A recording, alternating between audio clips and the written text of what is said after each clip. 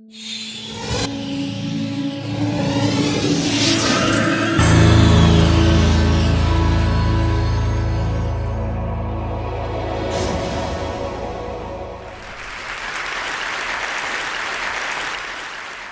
I want to start by offering you a free, no-tech life hack. And all it requires of you is this, that you change your posture for 2 minutes. But before I give it away, I want to ask you to right now do a little audit of your body and what you're doing with your body. So how many of you are sort of making yourselves smaller? Maybe you're hunching, crossing your legs, maybe wrapping your ankles. Sometimes we hold on to our arms like this. Sometimes we spread out. I see you. So I want you to pay attention to what you're doing right now. We're going to come back to that in a few minutes, and I'm hoping that if you sort of learn to tweak this a little bit, it could significantly change the way your life unfolds.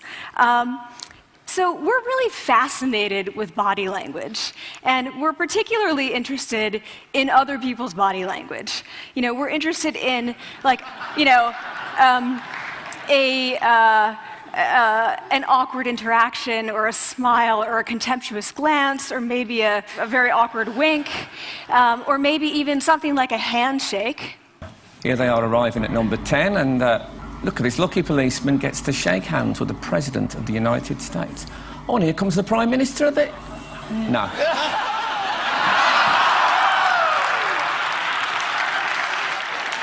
So a handshake, or the lack of a handshake, can have us talking for weeks and weeks and weeks, even the BBC and the New York Times.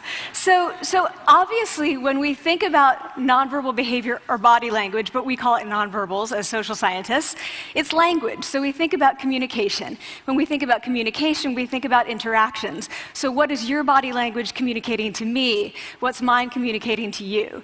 And there's a lot of reason to believe that this is a valid way to look at this. So social scientists have spent a lot of time looking at the effects of our body language or other people's body language on judgments. And we make sweeping judgments and inferences from body language.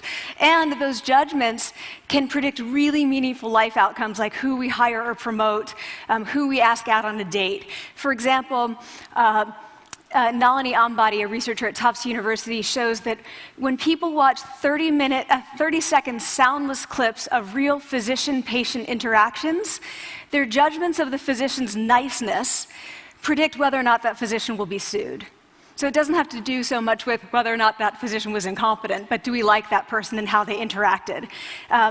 Even more dramatic, Alex Todorov at Princeton has shown us that judgments of political candidates' faces in just 1 second predict 70% of US Senate and gubernatorial race outcomes.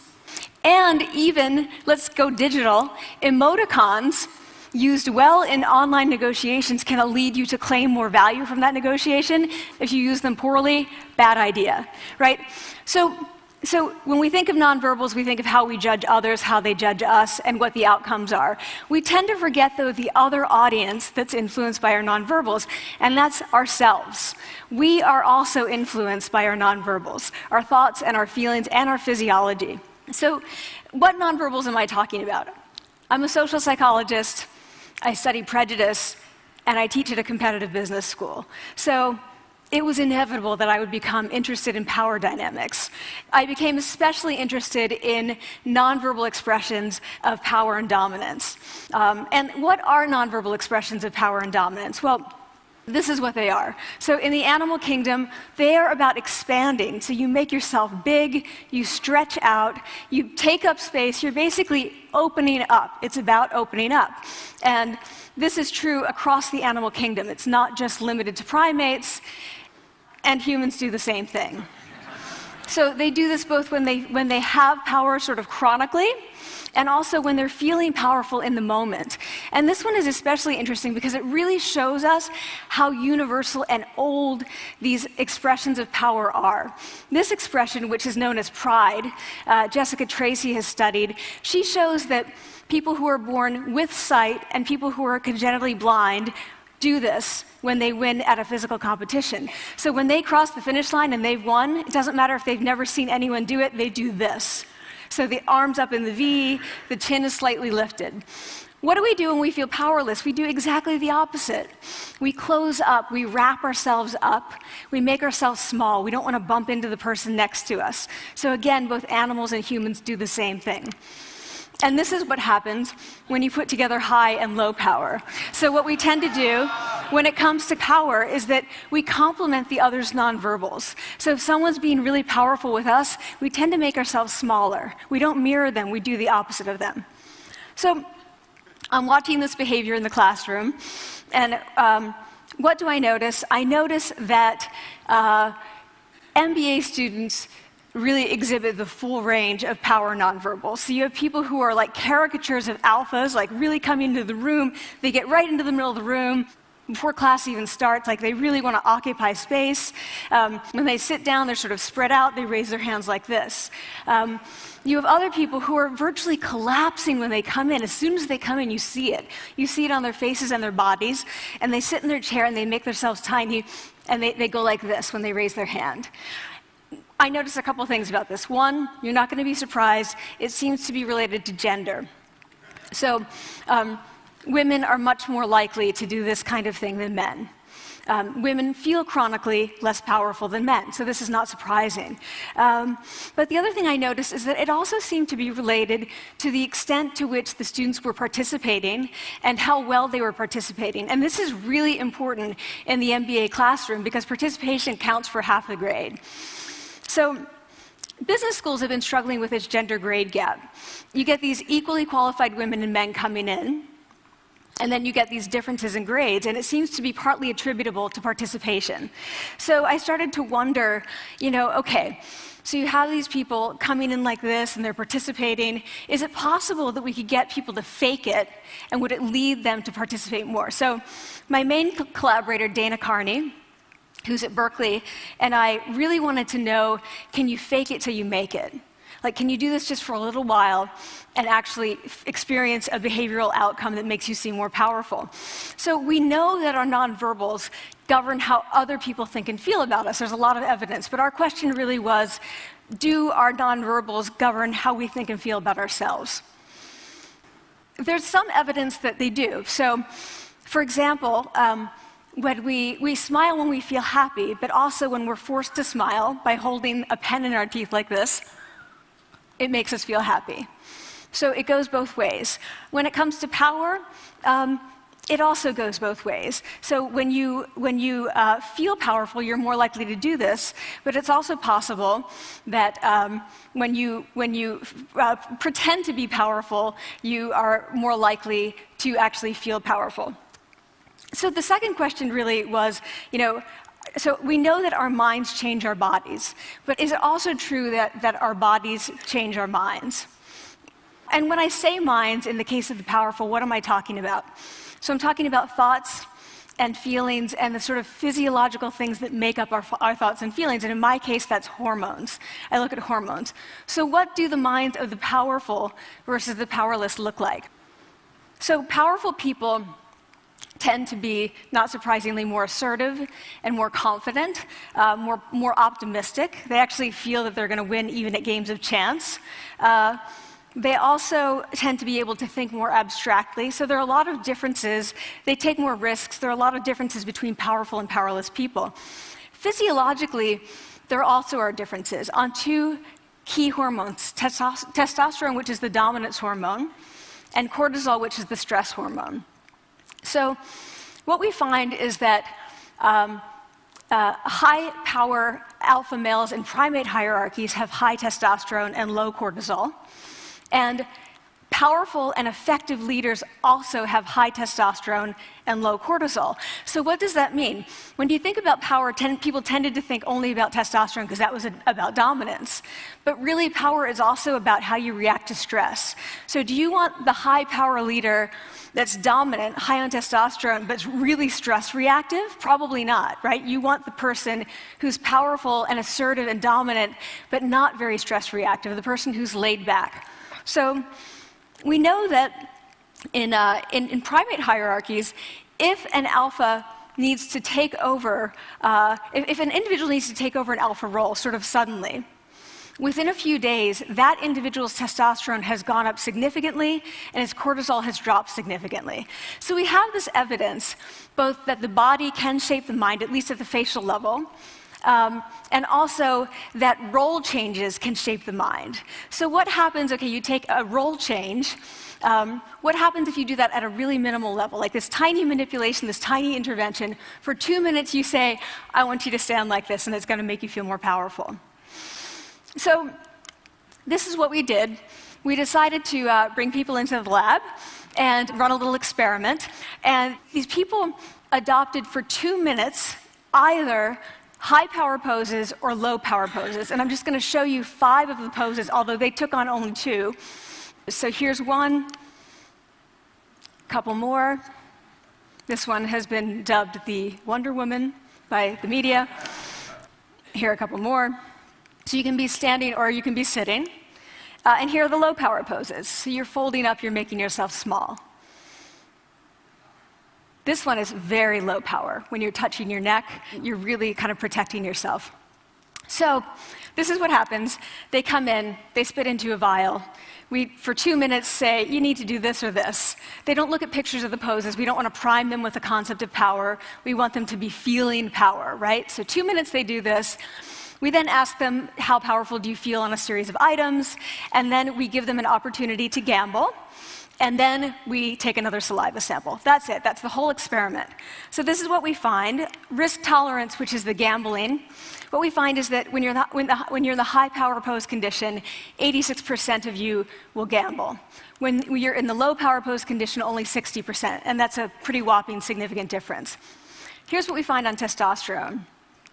From their baseline when they come in, high power people experience about a 20% increase. And low-power people experience about a 10% decrease. So again, 2 minutes and you get these changes. Here's what you get on cortisol. High-power people experience about a 25% decrease, and the low-power people experience about a 15% increase. So 2 minutes lead to these hormonal changes that configure your brain to basically be either assertive, confident, and comfortable, or really stress reactive, and feeling sort of shut down. And we've all had that feeling, right? So it seems that our nonverbals do govern how we think and feel about ourselves. So it's not just others, but it's also ourselves. Also, our bodies change our minds. But the next question, of course, is, can power posing for a few minutes really change your life in meaningful ways? So this is in the lab, it's this little task, it's just a couple of minutes. Where can you actually apply this, which we cared about, of course. And so we think it's really what matters, where you want to use this is evaluative situations, like social threat situations. Where are you being evaluated? Either by your friends, like for teenagers, it's at the lunchroom table. It could be, for some people, it's speaking at a school board meeting. It might be giving a pitch, or giving a talk like this, or doing a job interview. We decided that the one that most people could relate to, because most people had been through, was the job interview. So we published these findings, and the media are all over it, and they say, okay, so this is what you do when you go in for the job interview, right? So we were, of course, horrified, and said, oh my God, no, that's not what we meant at all, for numerous reasons. No, don't do that. Again, this is not about you talking to other people, it's you talking to yourself. What do you do before you go into a job interview? You do this. Right? You're sitting down, you're looking at your iPhone or your Android, not trying to leave anyone out. You're looking at your notes, you're hunching up, making yourself small, when really what you should be doing maybe is this, like in the bathroom, right? Do that, find 2 minutes. So that's what we want to test, okay? So we bring people into a lab, and they do either high or low power poses again. They go through a very stressful job interview. It's 5 minutes long. They are being recorded, they're being judged also, and the judges are trained to give no nonverbal feedback. So they look like this. Like, imagine this is the person interviewing you. So for 5 minutes, nothing. And this is worse than being heckled. People hate this. It's what Marianne LaFrance calls standing in social quicksand. So this really spikes your cortisol. So this is the job interview we put them through, because we really wanted to see what happened. We then have these coders look at these tapes, 4 of them. They're blind to the hypothesis, they're blind to the conditions, they have no idea who's been posing in what pose. And they end up looking at these sets of tapes and they say, oh, we want to hire these people, all the high power posers, we don't want to hire these people. We also evaluate these people much more positively overall. But what's driving it? It's not about the content of the speech. It's about the presence that they're bringing to the speech. We also, because we rate them on all these variables related to sort of competence, like how well structured is the speech? How good is it? What are their qualifications? No effect on those things. This is what's affected, these kinds of things. People are bringing their true selves, basically. They're bringing themselves. They bring their ideas, but as themselves, with no residue over them. So this is what's driving the effect, or mediating the effect. So when I tell people about this, that our bodies change our minds, and our minds can change our behavior, and our behavior can change our outcomes, they say to me, it feels fake, right? So I said, fake it till you make it. Like, it's not me. Like, I don't want to get there and then still feel like a fraud. I don't want to feel like an imposter. I don't want to get there only to feel like I'm not supposed to be here. And that really resonated with me, because I want to tell you a little story about being an imposter and feeling like I'm not supposed to be here. When I was 19, I was in a really bad car accident. I was thrown out of a car, rolled several times. I was thrown from the car, and I woke up in a head injury rehab ward. And I had been withdrawn from college, and I learned that my IQ had dropped by 2 standard deviations, which was very traumatic. I knew my IQ because I had identified with being smart, and I had been called gifted as a child. So I'm taken out of college. I keep trying to go back. They say, you're not going to finish college. Like, just, there are other things for you to do, but that's not going to work out for you. So I really struggled with this, and I have to say, having your identity taken from you, your core identity, and for me it was being smart, having that taken from you, there's nothing that leaves you feeling more powerless than that. So I felt entirely powerless. I worked and worked and worked, and I got lucky and worked and got lucky and worked.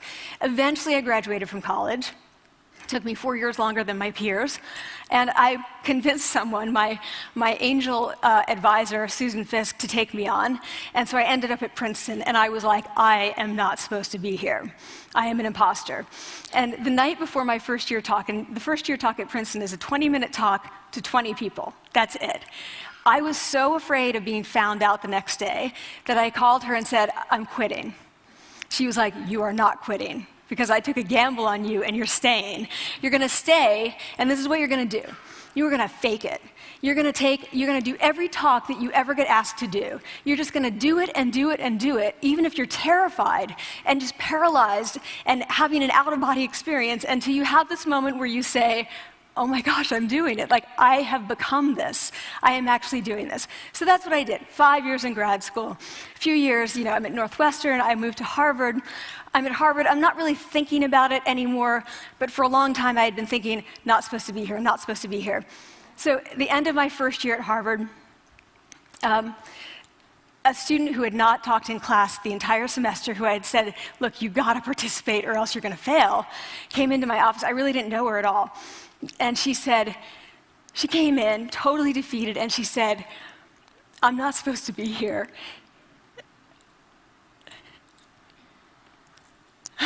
And that was the moment for me, because 2 things happened. One was that I realized, oh my gosh, I don't feel like that anymore. I don't feel that anymore, but she does, and I get that feeling. And the second was, she is supposed to be here. Like, she can fake it, she can become it. So I was like, yes, you are. You are supposed to be here, and tomorrow you're going to fake it, you're going to make yourself powerful, and, you're going to...